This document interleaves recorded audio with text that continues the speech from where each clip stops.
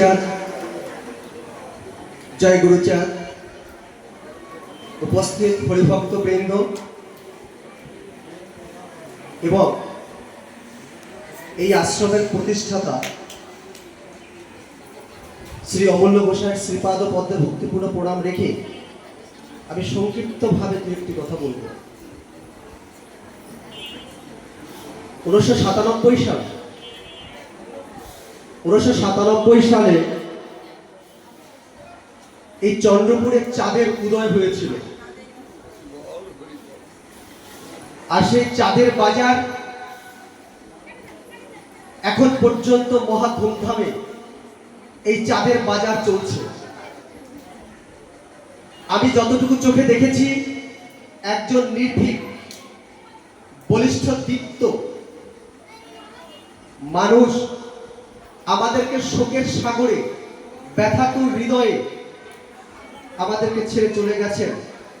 কিন্তু এই আশ্রমে যারা দায়িত্বরত আছেন সবাই শ্রী শ্রী হরিচাঁদ ঠাকুরের উপরে ভক্তি রেখে আজও সেই অক্ষুণ্ণ চাঁদের যে উদয় হয়েছে, সেই চাঁদ এখন পর্যন্ত অস্ত যায়নি। যতদিন ভক্তবৃন্দ থাকবে, চন্দ্রপুরের হরিভক্ত থাকবে, ততদিন এই চন্দ্রপুরে এই বিশ্বাস আমি রাখি।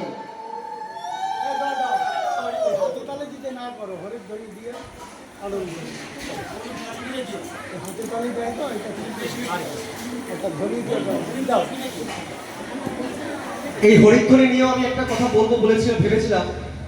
আমি আপনাদের কাছে আমার নির্দেশ চাপিয়ে দিচ্ছি না, আমি জানতে চাইছি। এখানে আছেন বিজ্ঞ মানুষও আছেন, এখানে আমার একটা ধ্বনি ভালো লেগেছে ব্যক্তিগতভাবে। আমি এই কথাটা আপনারা সার্বিকভাবে নেবেন না, ভুল হলে পার্সোনালি বলবেন। আপনারা অনেকেই ধ্বনি যান, শান্তি হরি প্রমানন্দে একবার হরি বল। এই একবার শব্দটা বাদ দিয়ে শান্তি হরি প্রমানন্দে হরি হরি বল বা মন হরি বল, এটা কি বলা যায় কিনা? এই একবার শব্দটা বন্ধ করা যায় কিনা একটু বিবেচনা করবেন। আমি ভুল না আমি সঠিক সেটাও আপনার জানাবে দেওয়াকে। যাই হোক, আপনারা জানেন এই মুহূর্তে যে মতুয়া হবে, যে মতুয়া হতে হলে আমাদের কি করতে হবে? যেমন একজন মুসলিম যদি মুসলমান হন, তবে তার কোরআন শরীফ পড়তে হবে বা মানতে হবে। পড়তে না পারলে কোরআন শরীফকে তার মান্যতা দিতে হবে, আল হাদিস পড়তে হবে, হযরত মুহাম্মদ সাল্লাল্লাহু আলাইহি সাল্লামকে জানতে হবে, তবে তিনি একজন মুসলিম হবেন। তেমনি একজন খ্রিস্টান হতে হলে, বাবা কথা বললে আমি চলে যাব, আমার আলোচনার সময় আমি বেশি সময় আলোচনা করবো না, কয়েক মিনিট কিন্তু কথা বলা যাবে না। যদি খ্রিস্টান হতে হয় তবে বাইবেল তাকে জানতে হবে, পড়তে হবে, মানতে হবে, পাদ্রীদেরকে মানতে হবে। আর যদি মতুয়া হতে হয় তবে কি করতে হবে? যেমন যারা বেদে বিশ্বাসী, বেদ মানে বেদ, যেমন হিন্দুরা কি করেন, বেদকে মানেন, দেবদেবী মানেন, তবেই তারা হিন্দু হন। কিন্তু হরিচাঁদ ঠাকুর কি করছিলেন? কুকুরের উচ্ছিষ্ট প্রসাদ পেলে খাই, বেদ বিধি শৌচাচার নাহি মানি তাই। তবে হরিচাঁদ ঠাকুর বেদকে মানতেন না। আসেন তো বাবা, তা যদি আমাদের মতুয়া হতে হয়, সর্বপ্রথম আমার হরিচাঁদ ঠাকুরকে মানতে হবে, হরিচাঁদ ঠাকুরের বিধান মানতে হবে, শ্রী শ্রী হরি লীলামৃত মানতে হবে। যদি আপনি শ্রী শ্রী হরি লীলামৃত না মানেন, হরিচাঁদ ঠাকুরের নির্দেশ না মানেন, আপনি মতুয়া হতে পারবেন না। আমাদের বাংলা ভাষায় এখন পর্যন্ত বাংলা ভাষায় একটি মাত্র ধর্ম আছে, মুসলিম ধর্ম, আরবের ধর্ম, আদৌ যত ধর্ম দেখেন সবই বাইরের ধর্ম। আমাদের বাংলায় একটাই ধর্ম, সেই ধর্মটার নাম কি? কি মা বলো, কি নাম? কি নাম? সনাতন ধর্মটাও কিন্তু আমাদের বাংলার নন।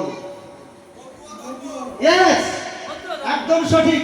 সূক্ষ্ম সনাতন ধর্ম, মতুয়া ধর্ম, সনাতন ধর্ম থেকে বেরিয়েছে হরিচাঁদ ঠাকুর সর্বপ্রথম সূক্ষ্ম সনাতন ধর্ম আমাদের বাঙালির মধ্যে দিয়েছেন। বাংলায় রচিত লীলামৃত, সেই লীলামৃত আমরা মানি,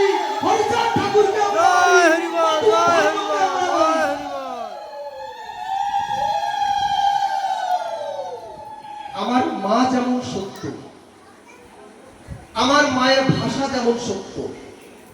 মায়ের মুখে সর্বপ্রথম শুনেছি বাংলা ভাষা, তাই আমি বাংলা ভাষাকে মানি।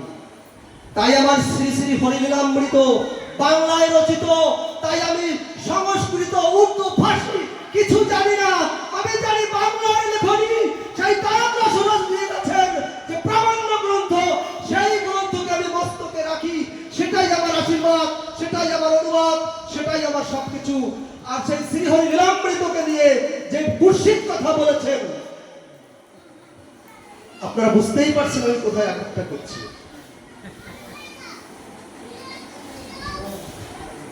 কি কষ্ট হয় না গোসাই?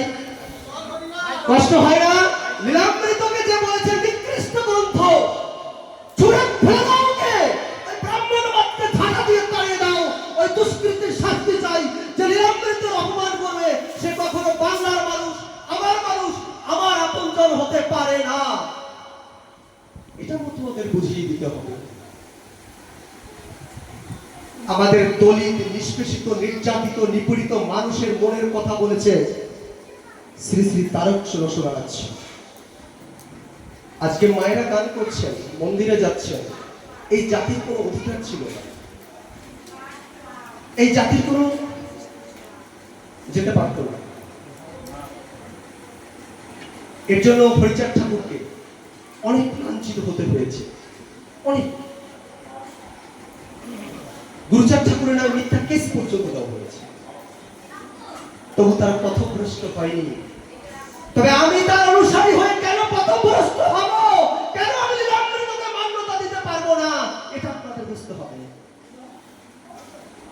হরিচাঁদ ঠাকুর যে গাছ লাগিয়ে গেছেন, সেই গাছে আজকাল ফল ধরেছে, তাই হয়তো পকেটে পেন নিয়ে ঘুরতে পারছি, গাড়িতে নিয়ে চলতে পারছি, নয় হয়তো একটা লিংটি করে গামছা পরে হয়তো বামুনদের পাঁচ আটতে হতো আমারও, আমি হয়তো এখানে দাঁড়িয়ে কথা বলতে পারতাম না। যার দ্বারা শিখলাম, যে শিখালো, আমি তাকে ভুলে যাব কি করে? আমি এখানে আপনাদের কোন ব্রাহ্মণ্যবাদ বা আপনাদের মধ্যে কোন অহিংস কথা আমি বলতে চাই। আপনারা যারা আমাকে অনলাইনে দেখেন মতুয়া ধর্মের প্রচার করতে, সেখানে আমাকে অনেক সময় অনেকভাবে আপনারা দেখছেন, কিন্তু একটা কথা মাথায় রাখতে হবে। আপনি যেমন আপনার সন্তানকে কোলে বসে যখন সন্তানকে দুগ্ধ পান করাচ্ছেন আর বলছেন বল ও আ, ওটা বাবা, ওটা মা, আপনি যখন মা শেখাচ্ছেন, ঠিক সেই সময় আপনার সন্তানকে এটাও শেখাতে হবে। এই পতিত জাতির উদ্ধার করতে এসেছিল শ্রী হরিচাঁদ ঠাকুর। ওই বাচ্চাকে যদি আপনি ছোটবেলায় শেখাতে পারেন, ও জীবনে ওইটা বলবে না, পথভ্রষ্ট হয়ে যাবে না।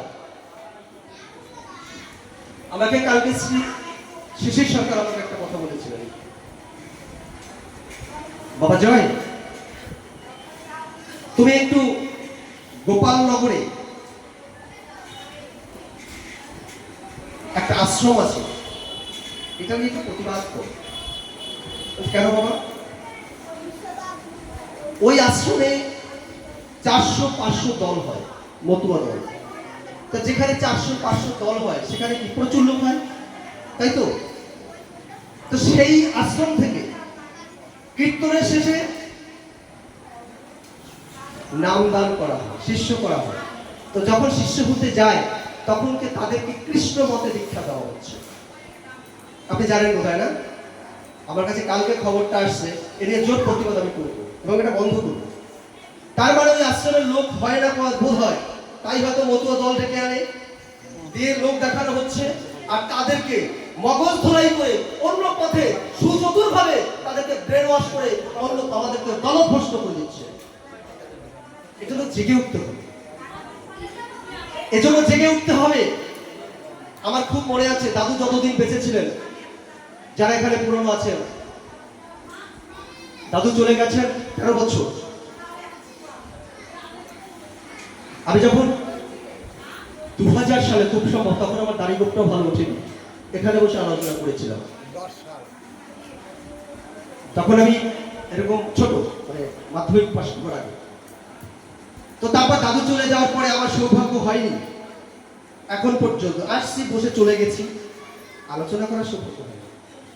তো ভেবেছি আজকে হবে না, তবু আমাকে বাবা হেমন্ত গোসাই বলছিলেন বাবু কিছু বলে যাবে কিন্তু, তো সেটা বড় কথা নয়। বড় কথা হচ্ছে আমরা শিখছি কি শিক্ষা দিচ্ছি। আমাদের মতুয়া ধর্ম এখন সংকুচিত অবস্থায় আছে, যেভাবে যে পারছে ফুটবলের মতো লাথি পাচ্ছে, এ দলে ও ওই দলে। আমি সেখানে যাব না।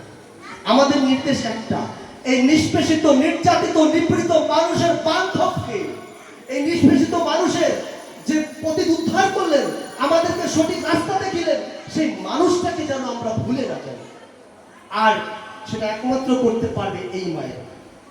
এখন যে জায়গাটায় আসছে, ওই কোলের শিশুকে আপনি একটা জিনিস দেখবেন, রামায়ণকে যেভাবে টিভি সিরিয়ালের মধ্যে প্রমোট করা হচ্ছে, তাতে কিন্তু আমাদের ঘরের সন্তানও পথভ্রষ্ট হয়ে যাচ্ছে। বেশি আগে বলছি না, কিন্তু সেইখান থেকে যদি রক্ষা করতে হয়, তবে যে কথা আমি একটু আগেই বলে গিয়েছিলাম, যে মায়েদের যখন কোলে বসে সন্তান বুকে দুধ খাচ্ছে, আর আপনারা কখনোই সন্তানকে ভূতের ভয় দেখাবেন না, কখনোই বলবেন ওদিকে যাবি না, ভয় আছে, এটা করবেন না। সে তাদেরকে ভয় না দেখিয়ে গোলক, তারক, মহানন্দ, হীরামন, এরকম কত পাগল গোসাই আছে, এইসব গোসাইদের কথা বলতে পারেন না? এইসব গোসাইদের কথা জানার জন্য তো আছে, আমাদের এই যে ধরে নেওয়ার জন্য বসে আছেন, তাদের ধরা নেন, তাদেরকে ধরেন, তাদেরকে ধরলেই তো ওখানে গিয়ে মরবেন। এদের কাছে না ধরা দিলে, না গেলে আপনি মরবেন কোথায়? আর তাদের কাছে থেকে শিখুন, তবেই তো আপনার সন্তান একজন উপযুক্ত মানুষ হতে পারবে। পরিশেষে একটি কথা বলে চলে যাব, বড় দুঃসময় মতুয়াদের। এই সময়ে শিক্ষিত সমাজকে এগিয়ে আসতে হবে, কারণ শিক্ষিত সমাজ যদি এগিয়ে আসতে না পারে, তবে কিন্তু মতুয়া সমাজের যে আদর্শ হরিগুরুচাঁদ ঠাকুর দিতে চেয়েছিলেন, সেই আদর্শ থেকে কিন্তু আমরা অনেকেই পিছনের দিকে সরে যাচ্ছি। তাই মাথায় রাখতে হবে, আমরা বাংলা ভাষায় কথা বলি, আমরা বাংলার ধর্ম পালন করছি, বাংলার পবিত্র ধর্মগ্রন্থ মানছি, বাংলার ভগবানকে মানছি। আমরা বাঙালি, এর বেশি আমাদের দরকার নাই। এই চিন্তা ভাবনা নিয়ে আমরা এগোবো। আমি আর বেশি কিছু বলবো না। আমার বলার মধ্যে যদি আপনাদের মধ্যে কোনো ভুল ত্রুটি হয়, আমাকে সন্তান জ্ঞানে ক্ষমা করবেন। হয়তো অনেকটা সময় বেশি নিয়ে নিয়েছি কিনা জানি না, তাই আমি সবার শ্রীপাদ পদ্মে, দাদুর শ্রীপাদ পদ্মে ভক্তিপূর্ণ প্রণাম রেখে আমি আমার মতো বক্তব্য শেষ করলাম। জয় হরিচাঁদ, জয় গুরুচাঁদ।